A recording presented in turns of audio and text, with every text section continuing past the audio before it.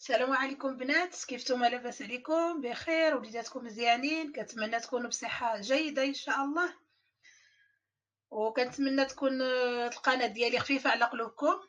وان شاء الله اليوم كنت غنقدم لكم واحد ماشي ماكله، ما نقدم لكمش فيه ماكله، نقدم واحد الدواء ديال البرد.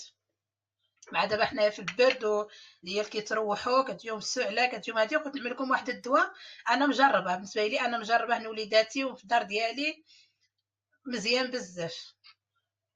هاد الدواء كنحتاجو له واحد بصله، سكنجبر طري، واحد الليمونه مغروفه د العسل حره. انا عندي هنايا سكنجبر انا حكيته، الليمونه غادي نعصرها. عندي هنايا بصله محكوكه كنعمل غير الماء ديالها، غنعمل عليها هاد الليمونه معصره هايدا كيف ما كتشوفوا. مع هاد البصله عندي غير ماد البصله تما. وعلى علم هذا الدواء مزيان بزاف للريح، للعيال كيكونوا مروحين كتعدلوه تعملوه في النبيره في واحد الرضيمه تكون معقمه. ملي كتشوفوا وليداتكم فيهم السعله ولا فيهم الرواح كطيها لهم 3 ايام حتى كيكونوا دقه بطله ان شاء الله. هنايا عندي الماء بصله وعندي الليمونه معصره. هنايا غنعمل كاس ديال الماء، غنخوي هاد الليمون والبصله الماء البصله. عملت سكنجبر اللي عندي طري محكوك، غنزيد عليهم هاد العسل حره، غادي نحركوهم، غادي نعملوهم فوق البوطه واحد 10 دقائق. غادي نحيدوهم، غتصفيهم في الماء، تصفيهم من الماء في واحد شي صافي. غنعملهم يغلاو ونتلاقاو ان شاء الله.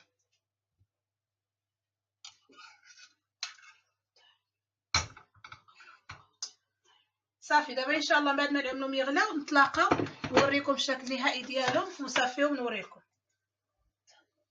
ودابا البنات كيف ما كتشوفوا ملي طيب ديك الماء مع الليمون مع السكنجبر مع البصله مع العسل، غادي نصفيهم كيف ما كتشوفوا. غادي نصفيوهم وصافي، عملوها في واحد القريعه وخليوها في النبيره.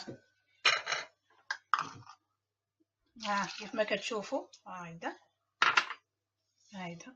ديك الساعه كتوزو مغرفه جوج مغرفه عطيوها لوليداتكم تكون فيهم السعله فيهم الرواح، والناس كبارين حتى هما كيشربوها. يعني الدواء مزيان هذا بزاف بهاد الساعه هذه، كاين البرد وكاين هذه الناس كيتروحوا السعله ان شاء الله.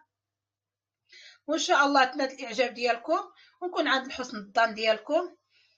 وشكرا بزاف على المتابعه ديالكم، كنشكركم بزاف والسلام عليكم.